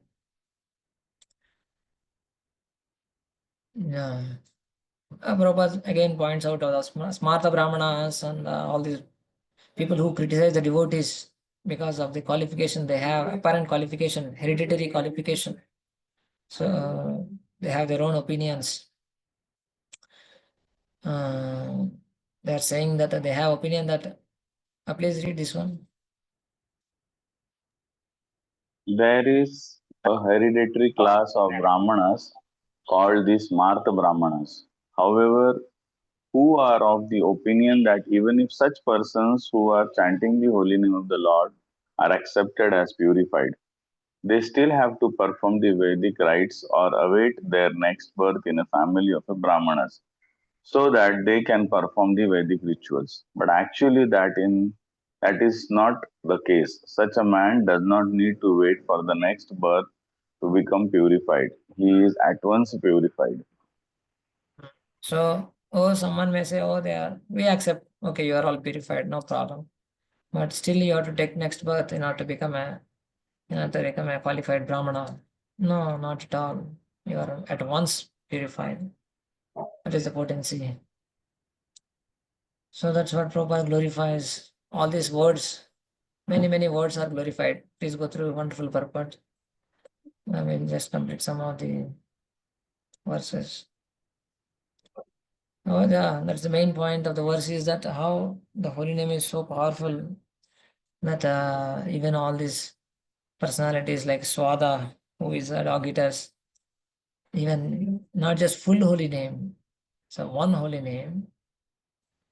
Even Chaitanya Charitamrita mentions that not even full holy name, one holy name also, even just syllable, one syllable, which is resembling the holy name, also can have the potency to purify one. So that's the glory of the holy name. These are all glories of the holy name.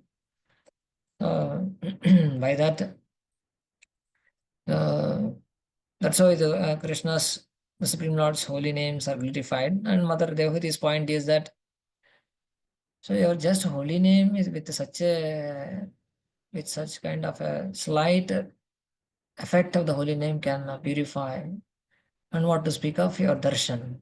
That's the main point of the verse. Okay, text 8. Final verse for her. She is glorifying.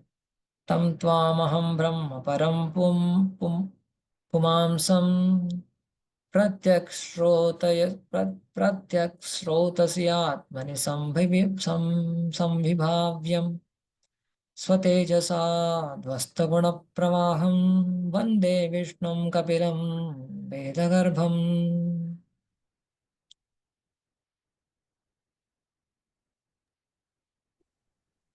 Please read. I believe. I believe. Okay, Prabhuji, Okay, continue. continue. I believe, my Assassin Lord, Prabhuji. that you are Lord Vishnu himself, under the name of Kapila, and you are the Supreme Personality of Godhead, the Supreme Brahman, the saints and sages being freed from all the disturbance of the senses and mind. Meditate upon you, for by your mercy only can one become free from the clutches of the three modes of material nature. At the time of dissolution, all the Vedas are sustained in you only. Please read purport. Devahuti, the mother of Kapila, instead of prolonging her prayers, summarized that Lord Kapila was none other than Vishnu, and that since she was a woman, it was not possible for her to worship him properly simply by prayer. It was her intention that the Lord be satisfied. So I cannot. The saints and sages being freed from all disturbances of the senses and mind meditate upon you. So what to speak of me? Of course, Kunti Maharani also had that kind of same semblance of prayer. Katham pashyamahi striyah तथा परमहंसानां मुनीनां अमलात्मनां भक्तियोगविधानातं कथं पश्येमहि स्त्रियः. So same humility, that kind of humility. Her intention that Lord be satisfied. My dear Lord, please be satisfied. I am unable to prolong my prayers. I cannot glorify you much. So that's what her mood. So same, she was a woman. It was not possible for her to worship him properly simply by prayer. Same mode of Mother Kunti in the Maharani prayers. That's why every devotee should have kind of that kind of feeling, not only Devhuti and Kunti Maharani. So every devotee genuinely feels that I cannot sufficiently glorify you, my dear Lord. What we can glorify.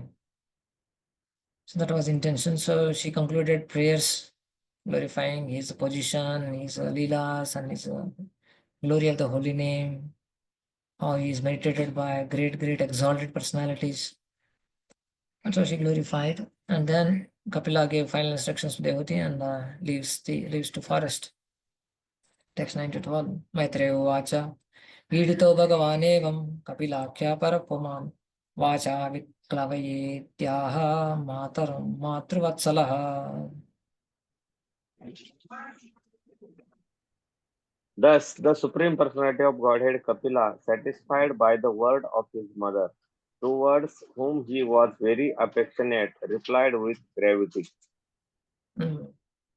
So he's now replying.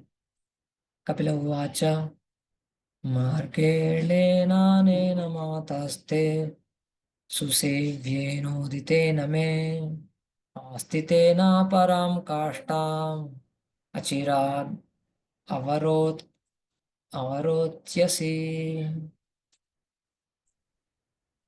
My dear mother, the path of self-realization I have already instructed to you is very easy. You can execute this system without difficulty. And what is the result?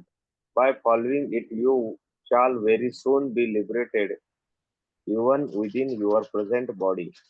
Devotional So he's, service is so yeah, perfect. yes. So he's saying that Kapila Muni is saying that, my dear mother, I already instructed you, which is very easy. And just it's very easy process. Bhakti process is very simple and very easy. But we have to execute without difficulty. Susukam Kattumapayam Prabhupada many times mentions. chanting, dancing, and feasting. Prabhupada many times mentioned in his lectures. Bhakti is so simple: chanting, dancing, and feasting. Of course, it has its own definitely, but comparatively, in terms, just like there are no hard and fast rules for chanting the holy names. Compared to all other processes, bhakti is such a simple and easy process, but so profound in its effects. So, and then he's saying by following it, you shall very soon be liberated even within your present body. So, Jivan Mukta. So, process or how is the process to performed? What is the process and how it has to be performed? And what will be the result? It is spoken in this verse. Now, please read. Devotional service is so perfect that simply by following the rules and regulations and executing them under the direction of the spiritual master, one is liberated, as it is said herein, from the clutches of Maya, even in this body. One will be liberated. So, one will be liberated in this body, Jivan Mukta. Liberation, of course, we understand at different levels. Liberation means that Prabhupada mentions Mukti Hityanyatha Rupam Swarupena Vyavastitihi Hitvanyatha Rupam Swarupena Vyavastitihi. One gives up all kind of designations. Sarvopadi Vinirmuktam Tatparatvena Vinirmalam Rishikena Rishikesha Sevanam. So he establishes himself in Swarupa Sthiti. I am the servant of the Supreme Lord. I don't have any other designations. No more material designations. I am just servant of the servant. So this is the perfectional identity and the liberated stage that can be practiced, that can be realized in this life only. That Prabhupada points out this. Okay, please read this one. Sometimes doubts arise in the minds of neophytes about whether or not the spiritual master is liberated, and sometimes neophytes are doubtful about the bodily affairs of the spiritual master. The point of liberation, however, is not to see the bodily symptoms of the spiritual master. One has to see the spiritual master's symptoms of the spiritual master. Jivan Mukta means that even though even though one is in the material body, there are still some material necessities since the body is material. Because one is fully situated in the service of the Lord, he should be understood to be liberated. So what is our understanding of liberation? It is not that he has four hands or he's crying and he's jumping and our idea of liberation, our idea of Krishna Prem is entirely different. So one should be crying, one should be yelling, one should be rolling. That's not what we think about Krishna Prem. Definitely they are the symptoms. They are the symptoms of Krishna Prem, as mentioned by Chaitanya Mahaprabhu in Sikshastakam, Nayanam Galadhar Shudrarya, all these things. Definitely they are symptoms, but they are not they are external symptoms of internal Krishna Prem, or internal attachment to Krishna. There are different levels of symptoms, but one main point Prabhupada mentioning is even though one is in the material body, there are still some material necessities, eating, sleeping sometimes, and responding to bodily necessities, since the body is material. Because one is fully situated in the service of the Lord, he should be understood to be liberated. So one has to see the spiritual symptoms of spiritual master, not the bodily symptoms. That NY 5th verse also mentions how द्रष्टैः स्वभावजनितैर्वपुषश्च दोषैर्न प्राकृतत्वं ह्यभक्तजनस्य पश्येत्. He gives example of Gangambasam, Nakalabadbada Fain Pankair, Brahmadrava Dravatma Vigachiti Niradharmai. Just like Ganges water, potency, spiritual potency has to be seen, should not see the externals. Similarly, spiritual master also is Jivan Mukta. So that's how one practices devotional service, which is very easy. Then one will be liberated in this life only. For that point, Prabhupada is elaborating on how devotional service is so potent and how Prabhupada Swami mentions about Jivan Mukta stage in this life itself. So one may not think about himself as Jivan Mukta, but one may doubt about spiritual master. of Jivan Bhakta suffer. That Prabhupada is clarifying. I felt that there was one letter in 1970 Prabhupada wrote to Amalkrishna Goswami, 1970. So there also he mentions the same point, how what is mentioning here. Sometimes doubts arise in the minds of neophytes about whether or not the spiritual master is liberated, and sometimes neophytes are doubtful about the bodily affairs of the spiritual master. So there was a question, and then Prabhupada answered that point, how spiritual master is transcendental. So he wrote to Tamalkrishna Swami Maharaj in 1917. Mostly around that only this whether that time by that time this Bhagavatam canto is started or not, I don't know. Third canto. 69 January, 68 January he completed Bhagavad Gita. 69, 70, I think he definitely started second canto, might be in third canto. So that's in this letter he mentions about himself. So the same point that how addressing there is no question in this letter, but he's answering and finally concluding in between that spiritual master position should be taken as a spiritual. Spiritual master is always liberated. In any condition of his life, he should not be mistaken as an ordinary human being. This position of spiritual master is achieved by three processes. He's explaining how one becomes Jivan Mukta. One is called Sadhana Siddha. That means one who is liberated by executing the regulated principles of divine service. Another is Kripa Siddha. One who is liberated by the mercy of Krishna divinity.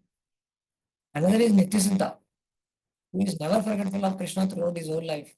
These are the three features of perfection of life. So three things he is mentioning. Sadhana Siddha. Spiritual master can be Sadhana Siddha. Spiritual master can be Kripa Siddha. Spiritual master can be Nitya Siddha. So out of these three, anyone can be spiritual master. So one should not doubt the spiritual master position. That's main point Prabhupada mentioning in the first paras. And then he explains Narada Muni life of Narada Muni, how he was made servant son, then he became a great personality as Narada Muni. He mentions that life. So then he is mentioning about himself. So I do not know why you have asked about my previous life. That means there was a question about his previous life, whether I was subjected to laws of material nature. So even though accepting that I was subjected to the laws of material nature, does it hamper in my becoming spiritual master? What is your opinion? Prabhupada is asking. So from the life of Narada Muni, it is distinct that although he was conditioned soul in his previous life, there was no impediment of his becoming spiritual master. That means sadhana siddha. So this law is applicable not only to spiritual master, but every living entity. Every living entity means includes us. We can become sadhana siddhas. We can become perfect. So by practicing spiritual life, we can become perfect. That's what Prabhupada is mentioning. And then he's mentioning there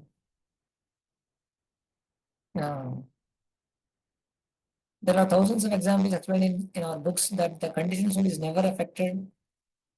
Of course, this is now explaining about the actual position of Purusha, the living entity. Asangoyam hi Purusha. The living entity is not touched by matter. It is different from the matter. So another example is given that how moon, reflection of moon is in the water. Though when the water appears to be moving, it appears that a moon is moving. But soul, compared to moon, cannot at all be disturbed, but the body is disturbed sometimes. Comparison given that how moon is reflected in water. So the living entity, like that reflection. So his reflection on the material body appears to be changing, but the spirit soul is fixed up. Therefore, its movement is called illusion. Liberation means liberation from this changing condition. This is called liberation condition. From changes condition, you understand, I am not conditioned to this. I am not at all belong to this place, this body also. So coming to that point and establishing ourselves in service of Krishna is the liberated position. So then Prabhupada clarifying more about himself.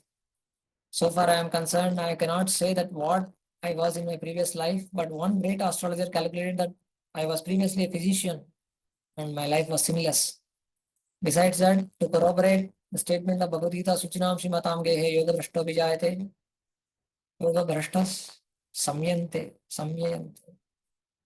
Yoga Brashta Vijayate, which means an unfinished yogi takes birth in rich family or born of a Suchi or a pious father. By the grace of Krishna, I got these two opportunities in the present life to be born as a pious father, to be born of a pious father and brought up in one of the richest aristocratic families of Calcutta, Kashinal Mullik. The Radha Krishna deity in this family called me to meet him. Therefore, last time when I was in Calcutta, I stayed in the temple along with my American disciples. The Prabhupada is mentioning about how deity is reciprocating with him.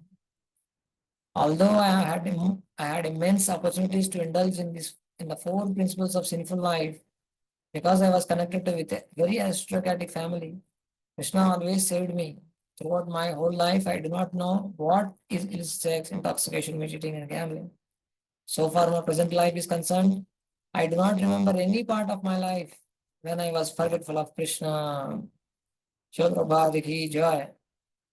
So that's the position of Acharya, how he is clarifying the position with the disciples when there was a question or there was a maybe clarification, may not be doubts in terms of, but there is a maybe clarification, wants to understand who is a Jivan Mukta, who is liberated, how to understand maybe.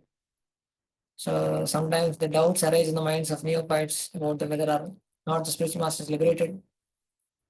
So one should see the symptoms of a spiritual affairs, not the bodily symptoms.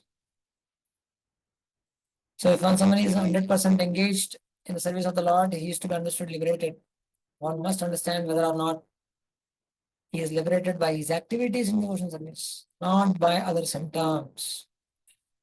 So that is the crucial aspect that, especially when coming to point of spiritual masters, superiors in judging, we should not judge first of all, but at least to have some kind of a discerning whom to be followed, whom to take inspiration. So we need to judge from the external, from their devotional engagement point of view, not from any physical appearances point of view. So that's the one of the beautiful points and clarifications Prabhupada is doing, that how Kapilamani is saying the process is very simple, very easy, and one can be liberated in this life. We'll just continue some few verses and we'll pause. Shraddhas Shraddhastvaitanman श्रद्धस्त्वैतन्मतं मह्यं जुष्टं यद्ब्रह्मवादिभिः येन माम् अभयं याया भृत्यं पृच्छन् अतद्विदः. My dear mother, those who are actually transcendentalists certainly follow my instructions as I have given them to you. You may rest assured that if you traverse this path of self-realization perfectly, surely you shall be freed from fearful material contamination and shall ultimately reach me. Other persons who are not conversant with this method of devotional service certainly cannot get out of the cycle of birth and death. He mentioned about how easy the process. So one who follows this process, then you may rest assured it will definitely give perfection. But those who are not conversant, those who don't practice it, they have to come back again, but in the cycle of birth and death. Maitreya उवाच इति प्रदर्श्य भगवान् सतीं तामात्मनो गतिं स्वमात्रा ब्रह्मवादिन्या कपिलो नुमतो ययो. Sri Maitreya said, the Supreme Personality of Godhead Kapila, after instructing his beloved mother, took permission from her and left his home, his mission having been fulfilled. The mission of the appearance of the Supreme Personality of Godhead in the form of Kapila was to distribute the transcendental knowledge of Sankhya philosophy, which is full of devotional service. Continue. Having imparted that knowledge to his mother, and though his mother to the world, no more need to stay at home, so he took permission from his mother and left.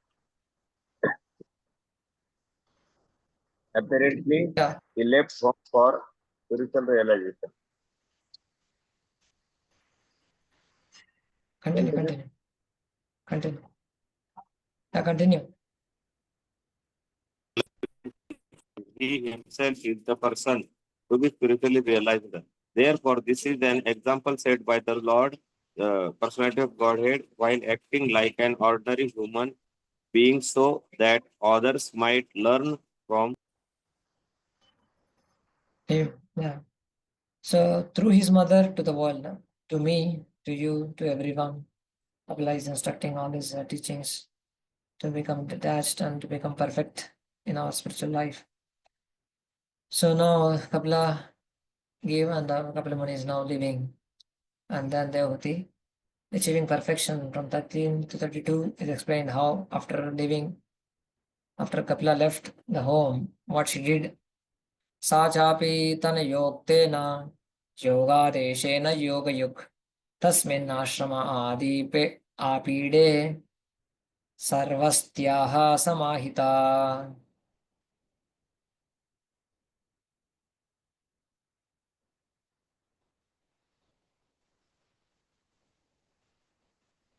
Hare Krishna.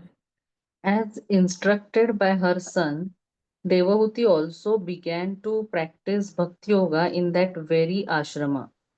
She practiced Samadhi in the house of Kardama Muni,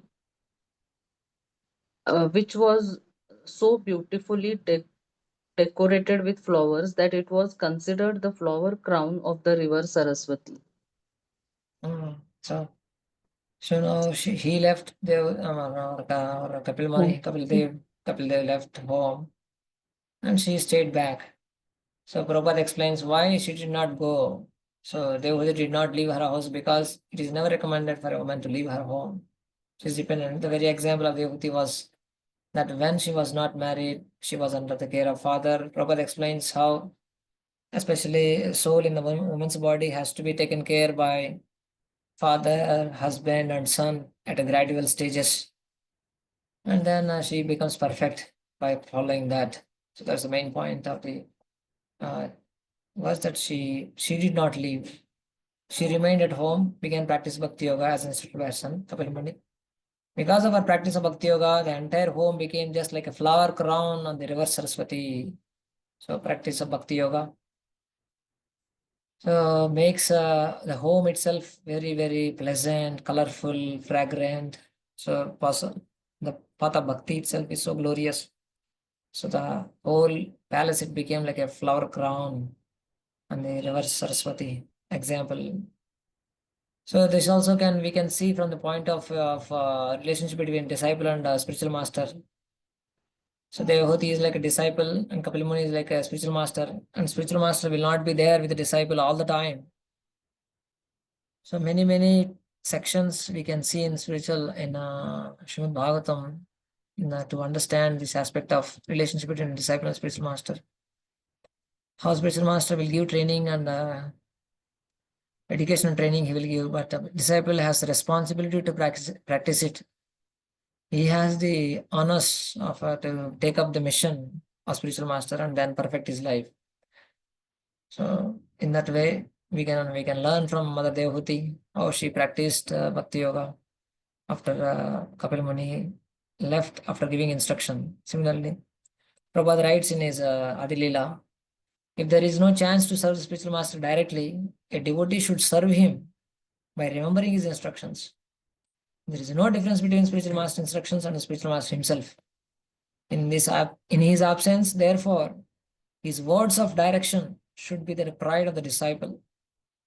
And just like Mother Devhuti is exhibiting the highest quality of disciple, in his absence, his words of direction should be the pride of disciple. Means he's taking up all those things that what Kapila mentioned. So there is no difference between spiritual master and spiritual master instructions. So that's the life of Prabhupada also. That's the life of many acharyas. His Holiness Gopal Krishna Goswami Maharaj, His Holiness Jayapataka Swami Maharaj, all the His Holiness Bhakti Charu Maharaj, Indradumna Swami Maharaj, all the exalted Vaishnavas, their lives, just by remembering them, we are purified. So that's the glory of them following the instructions of spiritual master. We will also become purified, and we can achieve perfection by following the instructions of spiritual masters. Yeah. So that's what devotee is teaching. Devotee is like a disciple. We are also in the position of disciples. We need to follow instructions of spiritual master. There are two verses we will see and we'll pause. Abhikshnava Gaha Kapishan Jatilan Kutilalakan Atmanam Chogra Tapasa Vibharti Chirinam Krisham. She began to bathe 3 times daily, and thus her curling black hair gradually became grey. Due to austerity, her body gradually became thin and she wore old garments. How one should practice austerities, especially in one plus the Prabhupada emphasizes that point. How one should be clean and practicing austerity, etc.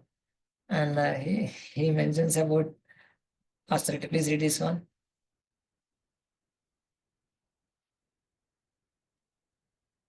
To be too fat is not very good for spiritually advanced life. Rather, one should reduce, because if one becomes fat, it is an impediment to progress in spiritual understanding. One should be careful not to eat too much, sleep too much, or remain in a comfortable position. Voluntarily accepting some penances and difficulties, one should take less food and less sleep. These are the procedures for practicing any kind of yoga, whether Bhakti Yoga, Jnana Yoga, or Hatha Yoga. Austerity helps a lot to become detached from the bodily consciousness. When we take too much atyahara prayasa, all these things, we become the conscious. When the consciousness comes down to the bodily platform and stucks at the material level, so then it becomes quite difficult to uproot it and then taking it up, the consciousness. So that's why when we can experience when we are fasting, or when we have forcefully, when we have less sleep while traveling, or when any occasions in the family, marriages, or any occasions that we perform, people don't sleep practically days, but still they are very active. So that we can understand how we can, of course, they are for some other reasons, but that can be applied for spiritual life also. So voluntarily accepting, that is called austerity for a higher purpose. So we need to, of course, one point we need to remember that austerities need to be helps bhakti process, but they should not become the main aspect which disturbs the devotional limbs. Just like if I sleep less and eat less, and if I'm sleeping in chanting and sleeping in class, Bhagavatam class, or whatever, while doing our bhajan, we are not very active by the austerities, then we need to be little careful, and we need to take guidance that because the devotional limbs, it should help it. It should not disturb them. It should help the devotional limbs austerity. So then we need to be careful. And if we need some good rest to chant japa nicely, we need to take some good rest. We need to take proper prasad. And it should be done. The limbs has to be done perfectly. So the focus should be perfect devotional limbs. Perfect means at least we try our level best. And the austerities should help them. The general principle is that when we focus on less bodily needs and demands, then our japa or hearing can improve. Generally, it improves. But if it is becoming too much at a gross level and subtle level, we should be careful. Okay, text 15, we'll pause. प्रजापतेः कर्दमस्य तपो yoga विजृम्भितं स्वगाहस्त्यम् अनौप अनौपम्यं प्रार्थ्यं वैमानिकैरपि. The home and household paraphernalia of Kardama, who was one of the Prajapatis, was developed in such a way by dint of his mystic powers of austerity and yoga that his opulence was sometimes envied by those who travel in outer space in airplanes. Mm. So the opulence was where she was staying. That opulence is explained now in many verses, 5, 6 verses. But the point is that she was not attracted or attached or enamored by these opulences of the luxuries, but focused on tapasya, focused on devotional service, focused on what is taught by Kapila Muni. So that was the main point to explain all these things. Finally,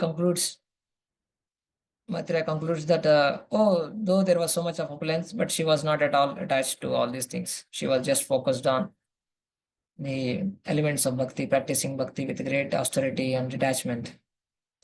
So, bhogeshwarya prasaktanam taya pahita vyavasayatmika buddhir samadhau na vidhiyate.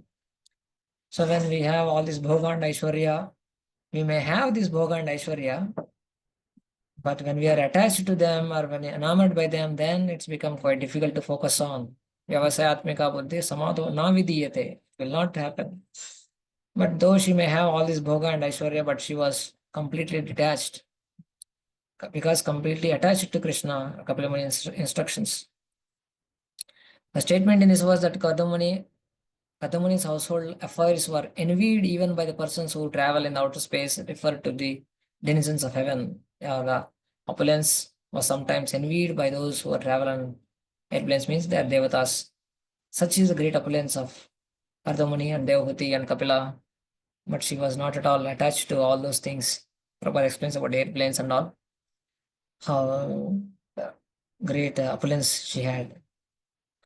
Because Kardamuni was such a great mystic, he had that kind of opulence.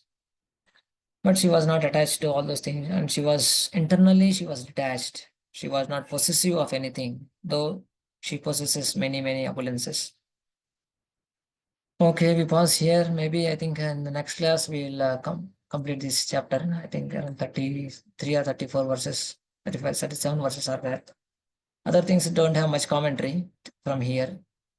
We'll complete fast. Maybe mostly next Saturday we'll complete it. So thank you very much for your patience and tolerating my boring class. We'll pause here. Gandhara Srimad Bhagavatam ki jai. Shri Prabhupada ki jai. Sai Guru Premanande. Hare Krishna. Okay.